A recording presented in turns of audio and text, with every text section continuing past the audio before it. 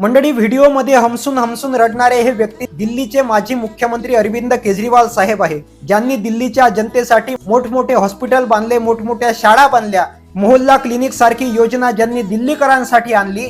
मात्र नरेंद्र मोदी साहेबांना केजरीवाल साहेबांचा हा विकास कधीच खपला नाही, म्हणून त्यांच्यावर दारूच्या भ्रष्टाचाराचे आरोप करण्यात आले. संशयित म्हणून त्यांच्यावर गुन्हा दाखल करण्यात आला.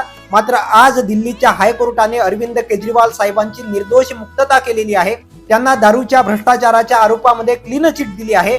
मात्र अरविंद केजरीवालांवर दारूच्या भ्रष्टाचाराचे आरोप करणारे, त्यांच्यावर टीका करणारे अण्णा हजारे सारखे, कुमार विश्वास सारखे विकृत लोक आता शांत बसतील. अरविंद केजरीवाल या शोषणाला एकटे अपवाद नाही, मात्र अन्यायाच्या विरोधात नेहमी आवाज उठवणारा उमर खालिद सारखा तरुण कुठलाही गुन्हा सिद्ध न होता गेल्या 5 वर्षापासून कारागृहामध्ये सडतो आहे. सोनम वांगचुक सारखे लढणारे वैज्ञानिक, ज्यांच्यावर देशद्रोहाचे आरोप करण्यात आले, ती लोक आज कारागृहामध्ये आहे. माझी विनंती देशाच्या न्याय व्यवस्थेला आहे की ज्याप्रमाणे तुम्ही अरविंद केजरीवालांना न्याय मिळवून दिला, त्याचप्रमाणे जी निर्दोष लोक घाणेरड्या राजकारणापायी कारागृहामध्ये डांबून ठेवण्यात आलेली आहेत, त्या लोकांना सुद्धा आपण लवकरात लवकर न्याय द्यावा, हीच अपेक्षा. जय हिंद, इन्कलाब जिंदाबाद.